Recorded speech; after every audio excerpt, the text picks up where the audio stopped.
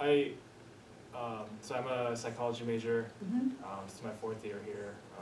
Also minoring in biological sciences. Wow. Um, So you'll be graduating pretty soon? I'm taking an extra year, so Okay. in spring 2019. Mm-hmm. Yeah, I love learning, so Mhm. I'm currently involved in research. Yeah, that's pretty much my life. School, Okay. research. Okay. Some of my hobbies are I like long distance running, so I do that. I spend a lot. Jogging? Yeah, yeah. Okay. Mhm. And I like the outdoors a lot, so Okay. I spend a lot of time in nature. I see. Um, You plan to go to graduate school? yeah, so I'm kind of at a crossroads right now, figuring out what I want to do. But Okay. unfortunately, if you're a psychology major, it almost always means graduate school. So, Yes. so regarding my disability, I have a visual impairment, and it's called Leber's congenital amaurosis. Okay. And that's basically a degeneration of the optic nerve, Mhm. the nerves that lead from the eye to the brain. I see. And that's that happened when I was born. Okay. So it's not genetic, although It's some. You were born blind then? Right. Is that, maybe I should ask you, I want to be respectful, and I find many people, same thing too, they want to be respectful, but at the same time, they don't know how to start this conversation about asking about your special needs. Not that to probe into, you, but just so that they know how to communicate with you. Can you help me? Well, usually, I don't really have a problem with people asking, as Okay. long as, we're having a conversation. Okay. It kind of is a little, insensitive when, people randomly walk up and be like, have you been like that, your whole life? But I generally have no problem with, Okay. people asking. Then is that okay to ask you, are you born blind? I mean, is that appropriate, or should I say that this is kind of visual impairment, or, this is we're struggling with the terms? Terminology-wise, I don't really mind. Mhm. I'm not too big on, the terms. I think, these days, we try to watch out, what we say, which is good, Uh-huh. but, sometimes we do it a little too much. Mhm. So I don't really mind the terms. Okay. In the visually impaired community, though, people who are like completely blind will Mhm. prefer the term blind. Blind, Yeah, okay. and then people who have some degree of vision Mhm. will prefer visually impaired. Okay, I'm kind of generalizing here, but Sure. yeah, that tends to be the norm. right. Just help us so people will learn how to start the conversation. Right. Okay, so then maybe let's talk about your situation. Again, I hate to generalize, starting from you first. Maybe tell us, what's your day like? So my day,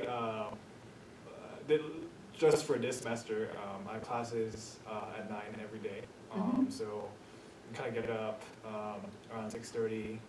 I have a guide dog. I don't know if you can see him down Okay. there, but Right? yeah, I feed him, Mhm. take care of him, and pack for the day. Mhm. And I leave. I usually take the bus. I live in Santa Clara, so it's Okay. relatively close. It's not too bad. All right.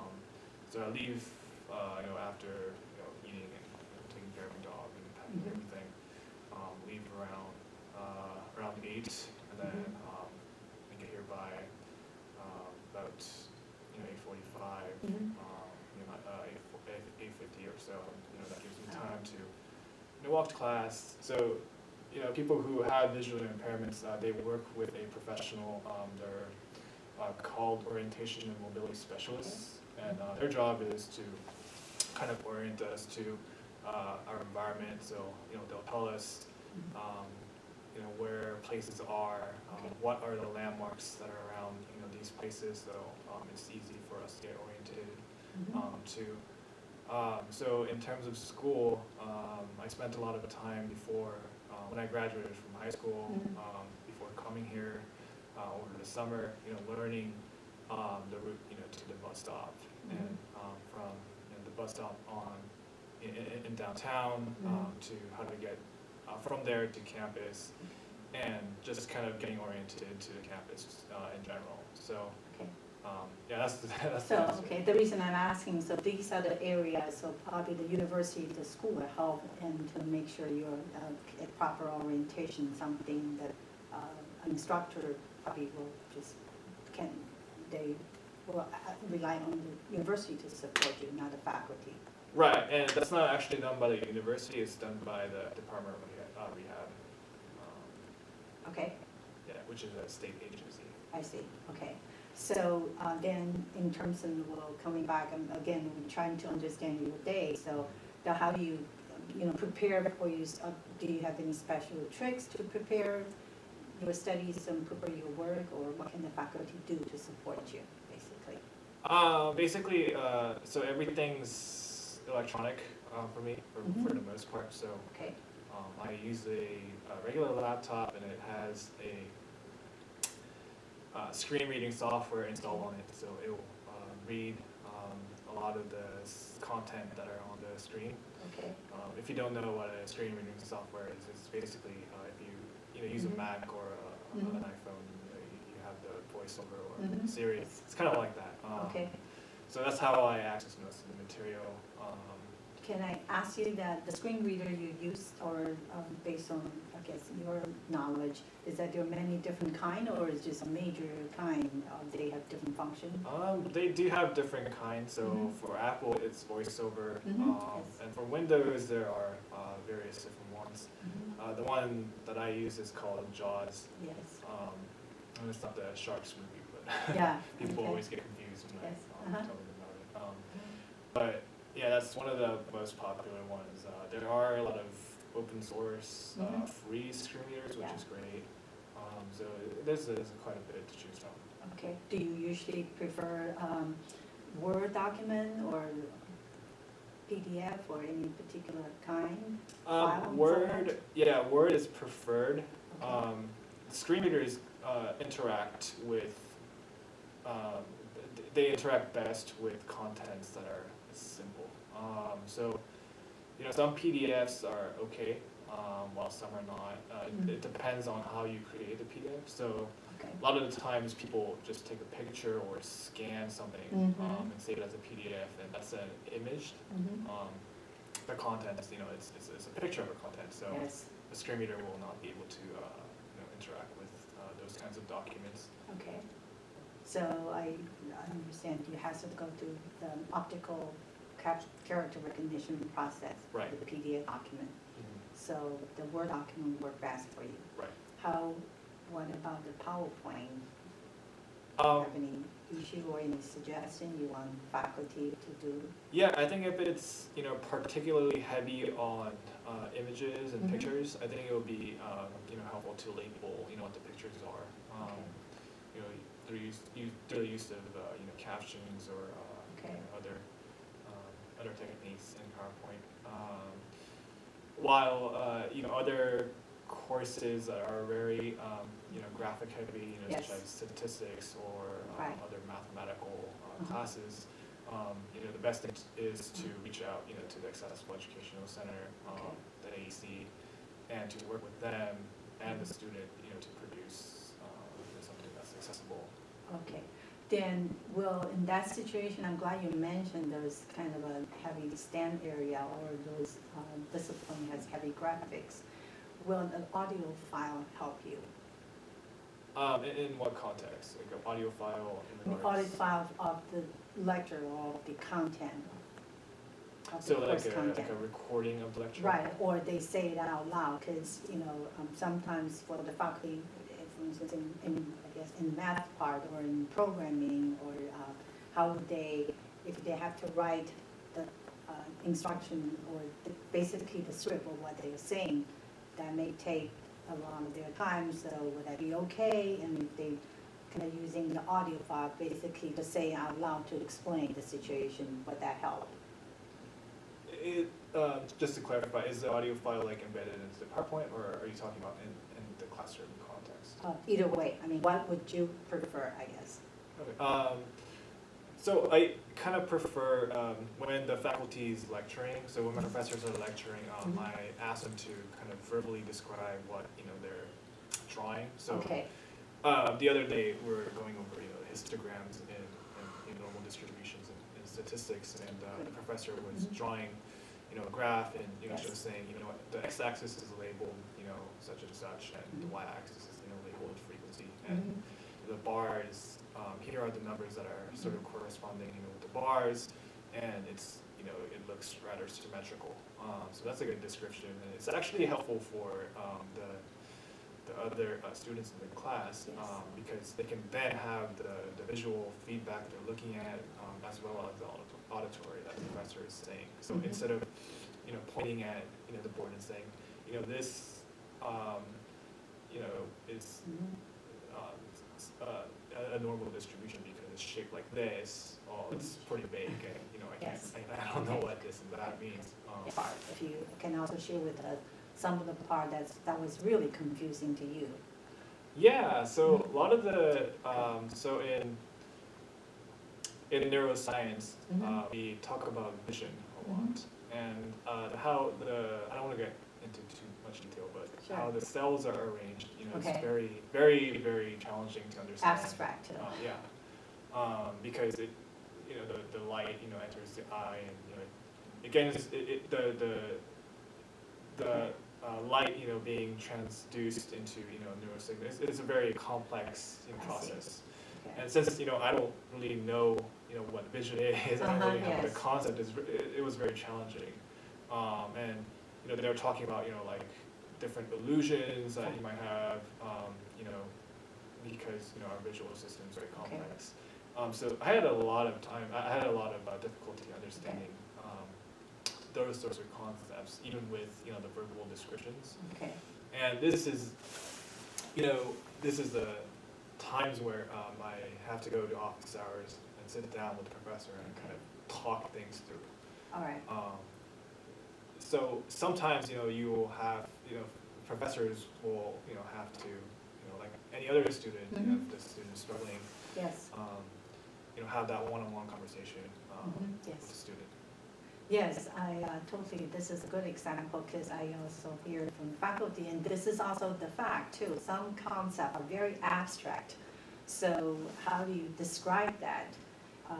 Can you use something tactile? Is that, but there are things even tactile, for instance, the universe or as you mentioned, the cell. How would you, is there any way, so pretty much you're saying one-on-one probably will be the way, right? Because Right. That way the professor can adapt, the explanation I to, see. the student in particular. And there's a lot of different methods for, accomplishing. And we're just talking about the science part here. okay. So- You have other example you could share with us? I mean, in terms of the methods, I mean. Yes, of course. So in regarding the cells, you can, try to explain it by, there are tactile, paper out there, so you can try drawing it out so that Okay. the student can feel. You can also kind of demonstrate, with your hands if you don't have, those resources. So, you can take the student's hand and, say, this is, a cell, and then put your hand, right next to it. This is another cell, I see. and it's arranged this way, so the signal's going, towards this direction. And there's models out there too, so. This is good. Any other example you can think of that from your experience, something you think that will help you or students like you to learn? Not really. I think the science part, anything that's very visual, will be a challenge, and obviously for a person who's visually impaired. So Okay. I think that the example that I gave can it applies pretty much to any visual concepts in any course. What about maybe, think of an example in the art area, how would you, suggest the faculty to help you understand or appreciate? That's hard for me to say because I've never taken art. Okay. When it comes to Visual? visual, maybe like 3D imaging, a lot of visually impaired people, especially people who were born blind, don't really have the understanding of 3D in terms of, obviously they know what 3D is, but Right. on a representation where it's an image, it's difficult. So like you have the dashed lines, for Okay. the parts that you can't see and things like that is less Mhm. difficult. So, Mhm. like I said, maybe using the tactile drawing, materials to Okay. explain, and you would have to kind of guide the student's hands to different parts and explain what it is. Okay. Great. Any other kind of assistive technology other than the JAWS, the screen reader that you use? Well, I think every student will be different, but for me, I Mhm. use I also use a Braille display. Oh, It's okay. basically See, basically electronic system for Braille. So they have different pins that kind of pop up based on whatever is on the screen. You can pair it to your phone or Mhm. your computer. it's more about what kind of services you have received to help the faculty understand from universities such as AEC. Well, I'll go with the services first. Okay. So I've in a lot of my classes, I requested note takers. So a fellow student signs up to be a note taker and share the notes, and then they get priority registration. Yes. It's a pretty cool deal for a lot of Uh-huh. students.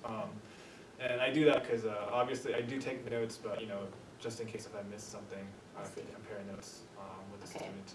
I also utilize extended time on my exams. Yeah, some of those things are good examples. And mostly, yeah, I just use my technology, Okay. the devices that I Great. mentioned in class. Mhm. In terms of faculty, Yes. kind of working with students, Mhm. I think the biggest, I think the biggest, aspect to kind of Mm. keep in mind is, they're just like anybody else, right? They obviously they're not gonna, they might need a different way of doing things or Okay. completing the task, but Mhm. ultimately, they're gonna be at the same destination as your other students. Okay. So if you get that letter, Yes. don't freak out. Okay, Yeah, yeah. everything's gonna be okay. Uh-huh. If you're not sure, contact the AEC. Uh-huh. They're a good resource, and they'll work with you, to make your course accessible if it's Okay. Yeah. if there are some things to work on, and Yes. it's not all on you to. Right, It's not 'cause- all up to the professor to. Right, they say, oh, do I have to turn all my materials into electronic readable? And what if they have lots of visual, and these are things they are concerned. Right. They can't change it overnight. Yeah, and that's why the AAC is there, because Okay. there are students that convert all these documents and Mhm. textbooks. So I think that the biggest thing that the professors can do is kind of communicate both with the student as well as